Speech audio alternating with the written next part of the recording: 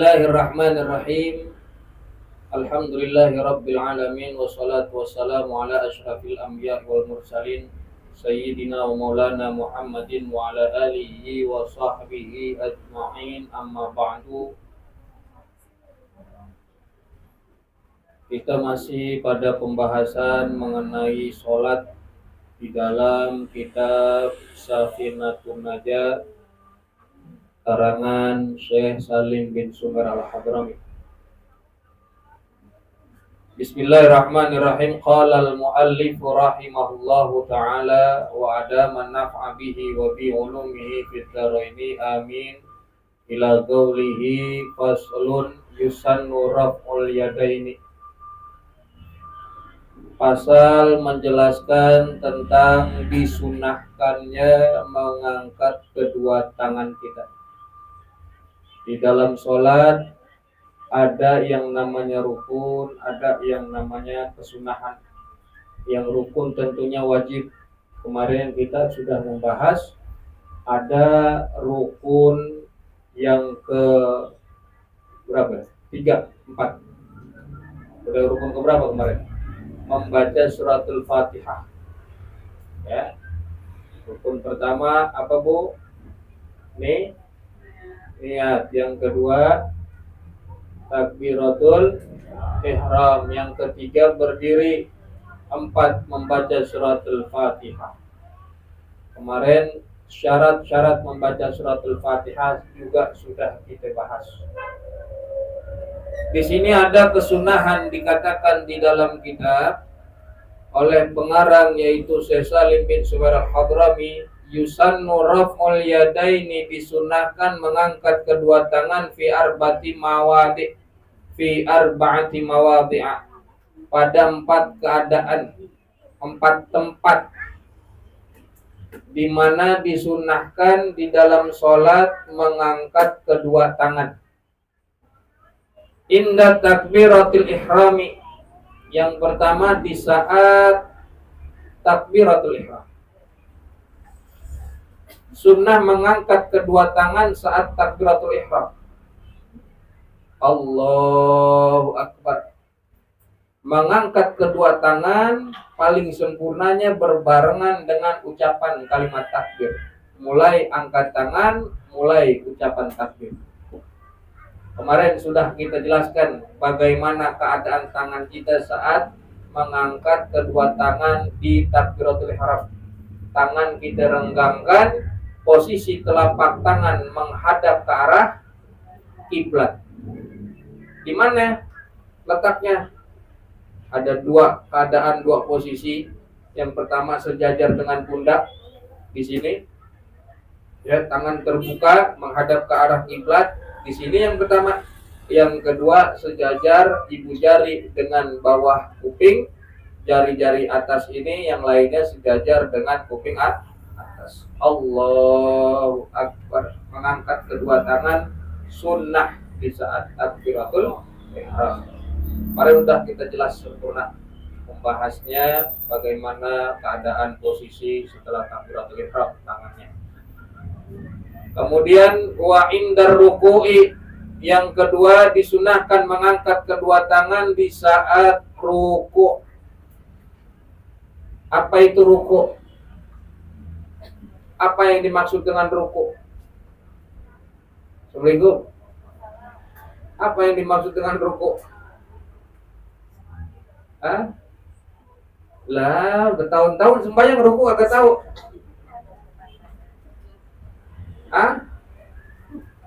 Membungkukkan badan.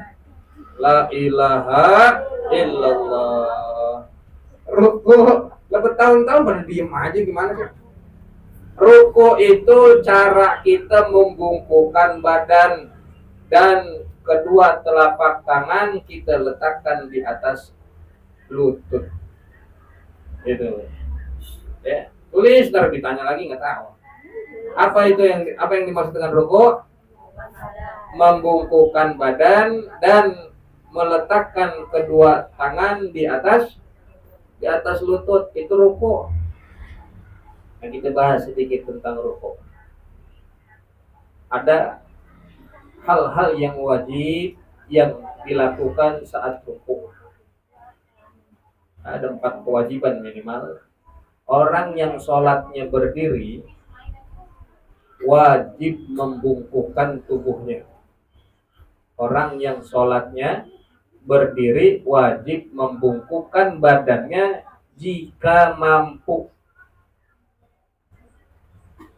Minimal sekiranya bagian dalam kedua telapak tangan kita memegang lutut. Itu minimal. Jika mampu. Wajib bagi orang yang sholatnya berdiri membungkukkan badannya jika mampu. Kenapa jika mampu? Karena semakin kesini badan semakin rapuh. Ada yang mau ngebungkukin badan malah nyusruk karena kagak kuat nopangnya. Maka kalau tidak mampu, bagaimana? Yang kedua, berarti jika kita tidak mampu untuk membungkukkan badan dikarenakan sakit, bisa, tapi Ustaz pakai alat bantu baru bisa bungkuk. Kalau kagak didorongin sama teman dari belakang. Kalau begitu kan namanya agak susah. Jadi dikatakan tidak mampu dikarenakan sakit. Maka pada batasan sebisanya, semampunya dia membungkukkan badan sebegitu, udah cukup dikatakan rukuknya. Kalau bagi orang yang normal, sunnah di saat rukuk itu meratakan punggung, leher dan kepala sejajar. Ya. Jadi rukuk, punggungnya, badan, leher sama kepala lurus, lempeng, sejajar.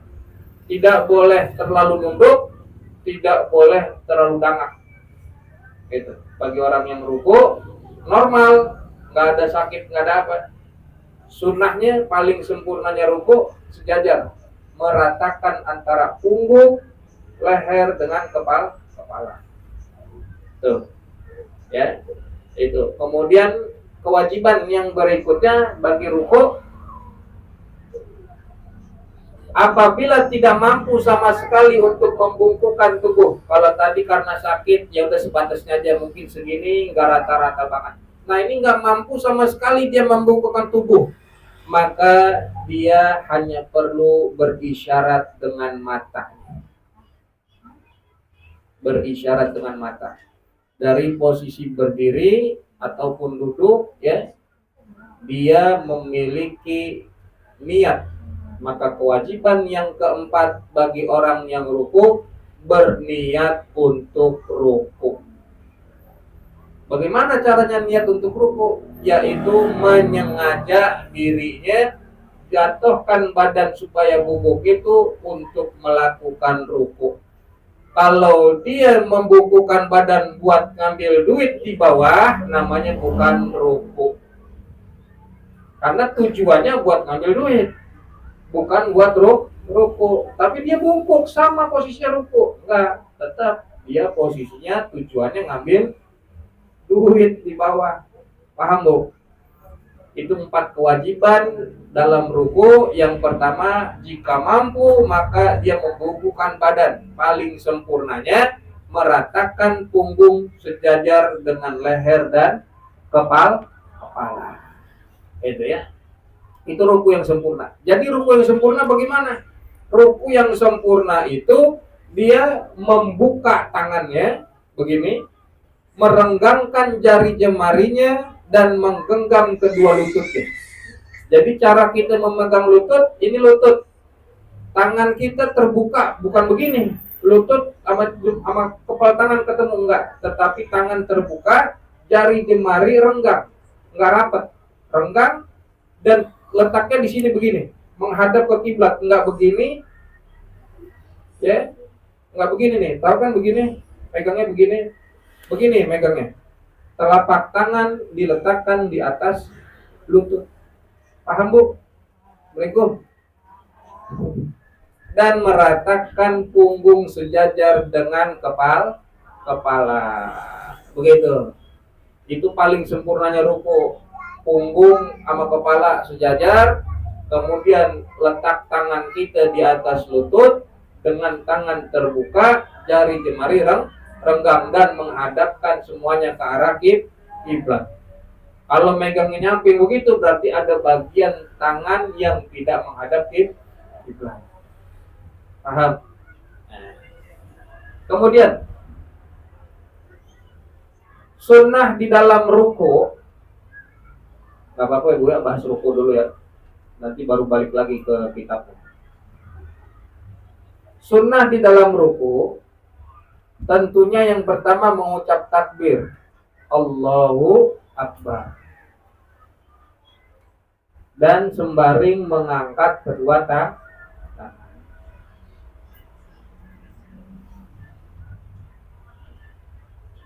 Yang kedua tadi meratakan punggung, leher, dan kepala seperti papan yang lurus. Itu begitu. Ibarat naruh gelas yang ada airnya kagak tumpah, ditaruh tuh. Saking lurusnya, saking ratanya. Ya. Jadi enggak terlalu terlalu bawah, enggak terlalu dangak. Bagi orang yang normal melakukan hal yang demikian hukumnya makruh. Misalkan ruku sampai turun banget palanya begitu, itu dimakruhkan. Ya, hanya meratakan saja. Gitu. Yang ketiga sunnah di dalam ruku yaitu memegang kedua lutut. Itu sunnah. Dengan tangan kita tadi terbuka, jari jemarinya renggang dan menghadap ke kiblat. Dantain begitu, didantain. Tahu dantain, Bu? Iya, biar tegas, biar jelas. Cara megangnya begitu, tangannya terbuka, jari-jari renggang menghadap ke arah kiblat. Kemudian yang berapa? 4. Bagi orang laki dulu merenggangkan kedua sikut daripada badannya. Bagi orang laki catatnya bagaimana ya, ibu-ibu? Merenggangkan kedua siku dari badan bagi seorang laki-laki. Ya, gitu tuh. Cuman jangan begini banget, jangan megar banget. Artinya ada jarak, jangan terlalu rapat. Sebab yang disunahkan untuk rapat adalah perempuan. Perempuan merapatkan sikunya dengan badan. Dirapetin begitu. Ruku. Ya, kalau orang laki dibuka jendelanya biar ada hawa masuk. Kalau perempuan ditutup, dirapetin. Sikunya nempel dengan badan. Yang kelima, sunnah dalam ruku membaca tasbih. Sunnah dalam ruku membaca tasbih. Gimana bunyi kalimat tasbih? Subhanallah. Berapa kali? 1 kali. Afdolnya 3. Paling banyaknya 11. Biar ganteng. Sunnahnya 1. Afdolnya 3. Paling banyak 11. Kalau sholat sendirian gak apa-apa, baca 11 kali. Ya. Kalau sholat jamaah jadi imam, kasihan yang belakang mungkin lama banget nggak bangun-bangun. Ya, tuh. Bacanya berapa kali sunnah? 1 kali membaca tasbih. Tasbihnya bunyinya gimana? Subhanallah. Cukup begitu. Yang utamanya subhana rabbiyal azimi wa bihamdi. Ini kalau ada di antara ibu-ibu jadi imam tarawih contohnya, ya Biasanya orang pada sembahyang tarawih pada cepet-cepet tuh. Allahu Akbar, Allahu liman hamidah. Kalau bacanya lempengan ini maksain 3 kali kagak beres. Cukup sekali. Kalau mau sembahyang tarawihnya cepat begitu kilat. Diajarinnya tuh begitu. Allahu Akbar, Subhanallah, Sami Allahu liman hamidah.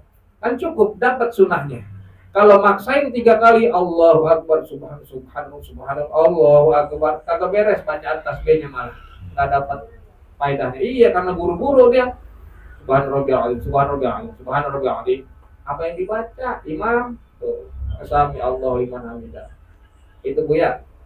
Itu sunnah di dalam ruku selain daripada mengangkat kedua tangan. Yang terpenting di dalam ruku adalah tumakninah. Karena tumakninah juga masuk daripada bagian rukun sholat. Apa yang dimaksud dengan tumakninah? Tenang. Tumakninah itu tenang, diam. Setelah bergeraknya anggota-anggota tubuh, cukup diam, kagak ada pergerakan sama sekali. Itu namanya tumakninah. Dan seukuran kalimat subhanallah, itu ukuran tumakninah. Sekitaran 4 detik beres, itu namanya tumakninah. Nggak lama tumakninah, cukup 4 detik. Lanjut, kita kembali kepada kita. Apa kesunahan kedua di saat mengangkat kedua tangan dalam keadaan seperti wa indal i'tidali, dan yang kedua berapa? Yang ketiga sunnah mengangkat kedua tangan indal i'tidali, di saat i'tidal.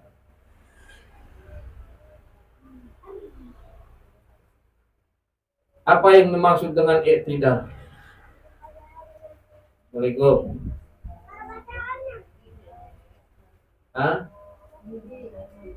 Berdiri,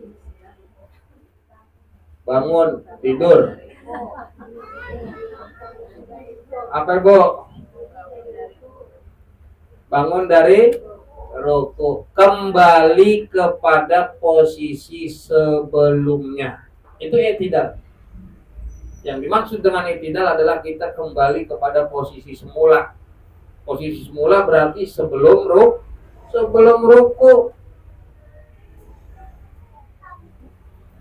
Baik dalam keadaan berdiri ataupun duduk. Berarti kita kembali kepada posisi sebelum ruku. Yang paling sempurnanya bagi orang yang i'tidal itu, dia mengangkat kedua tangannya yang merupakan kesunahan ini berbarengan dengan mengangkat kepalanya. Itu yang paling sempurna. Dalam kitab I'anatul Talibin dikatakan yang paling sempurnanya adalah an yakuna ibtida'u raf'il yadain ma'a ibtida' raf'i ra'si. Yang paling sempurna mengangkat kedua tangan berbarengan dengan mengangkat kepala. Maka ada kewajiban di sini bagi orang yang i'tidal, wajib yaitu menyengaja atau berniat untuk i'tidal. Kalau dia bangun dari ruku karena dikagetin sama orang, kagak ada kesengajaan untuk i'tidal, dia kagak sah i'tidalnya. Misal dia lagi ruku, ada barang jatuh, kaget, ibu-ibu langsung tegap berdiri, nggak ada kesengajaan untuk i'tidal, hanya karena kaget, maka i'tidalnya nggak sah. Dia turun dulu, ruku lagi, baru dia berdiri untuk i'tidal dengan ada niat kesengajaan untuk i'tidalnya dia. Kalau nggak ada karena kaget, karena takut, atau karena dicolek orang, ya kagak masuk, nggak sah i'tidalnya. Paham Bu? Assalamualaikum. Paham? Ya. Yang kedua, tidak boleh memperlama i'tidal. I'tidal kagak boleh lama-lama. Karena i'tidal merupakan rukun qasir. Udah dijelasin belum Bu rukun qasir? Belum. Rukun qasir itu adalah rukun yang pendek. Rukun yang sebentar, ringkes. Selain i'tidal yang termasuk rukun yang pendek, yang ringkes, yaitu duduk di antara dua sujud. Itu rukun yang ringkas. Jadi kagak boleh lama-lama. Rukun yang ringkes, yang sebentar, i'tidal sama duduk di antara dua sujud. Rukun yang boleh lama, yaitu sujud contohnya. Ruku itu boleh lama. Ya. Tapi kalau i'tidal nggak boleh lama-lama, nggak boleh lama-lama. Kalau lama-lama, i'tidalnya dengan dia berdiam atau zikir yang kagak disyariatkan kecuali doa qunut. Ini dia bacaan zikir di dalam i'tidal bacaannya nggak disyariatkan, maka sholatnya batal karena i'tidalnya dilama-lamain. Cuman dia baca yang tidak disyaratkan. Kalau doa qunut tidak masalah. Mau lama juga nggak apa-apa karena doa qunut itu termasuk yang disyariatkan. Nah, kalau kita mau ruku tadi disunahkan mengucapkan takbir. Kalau i'tidal sunnah mengucapkan tasmi'. Apa bunyinya tasmi'? Sami Allahu liman hamidah. Sami Allahu liman hamidah. Yang artinya Allah mendengar orang-orang yang memujinya. Sami Allahu liman hamidah. Allah mendengar orang-orang yang memujinya. Sunnah mengangkat kedua tangan sembaring baca tasmi, yaitu Sami Allahu liman hamidah.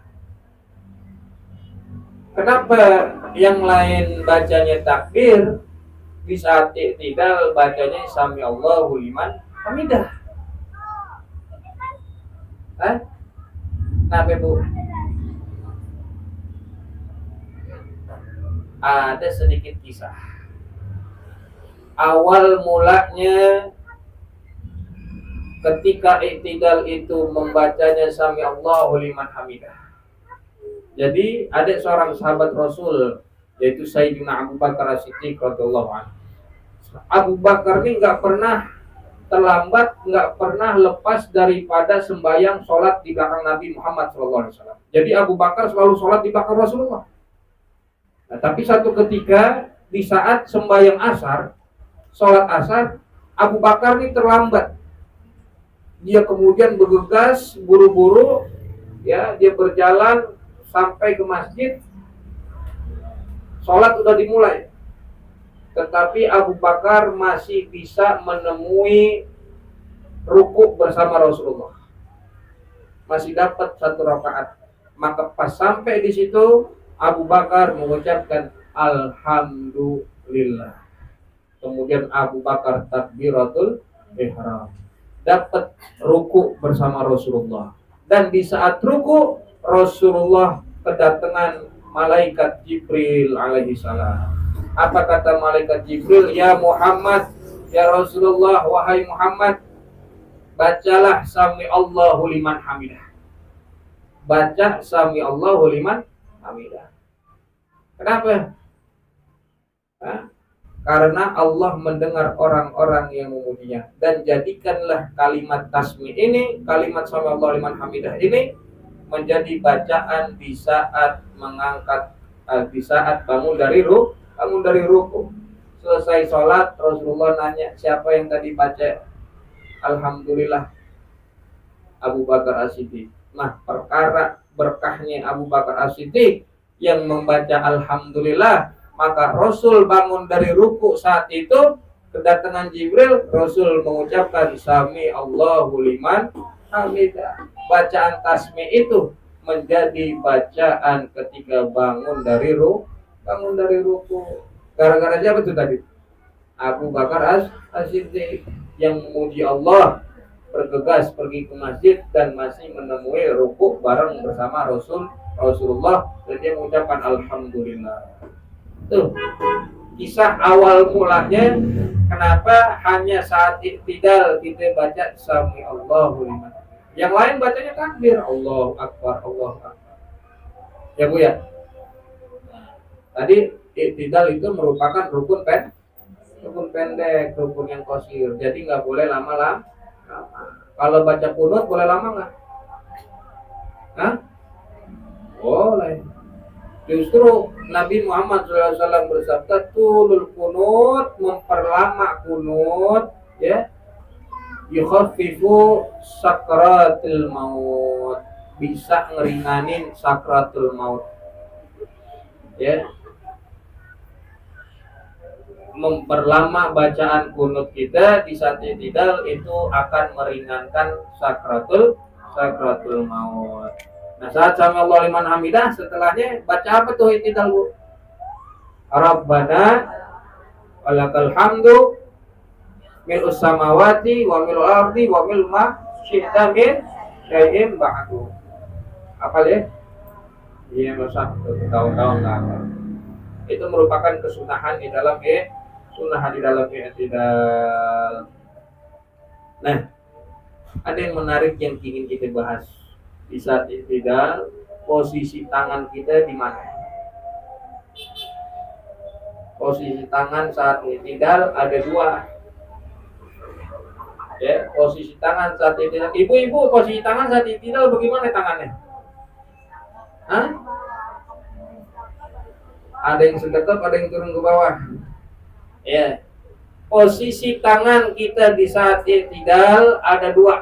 Yang pertama sedekap, yaitu meletakkan kedua tangan di atas dada, yaitu di bawah dada di atas pusar, sebagaimana sedekapnya kita sebelum ruku. Begitu kan? Yang kedua, posisi tangannya irsal, dilepas, ditaruh di kanan kiri, enggak sedekap. Itu posisi. Sebagian ulama mengatakan bahwa posisi yang utama adalah bersedekap, meletakkan tangan di atas dada, di bawah dada, di atas pusar di sini. Ya, kenapa? Karena sebelum ruku posisi kita gimana? Begini. Itu posisi yang utamanya, sebagian ulama mengatakan. Bahkan Al-Imam Al-Baghawi mengatakan ini merupakan kesunahan.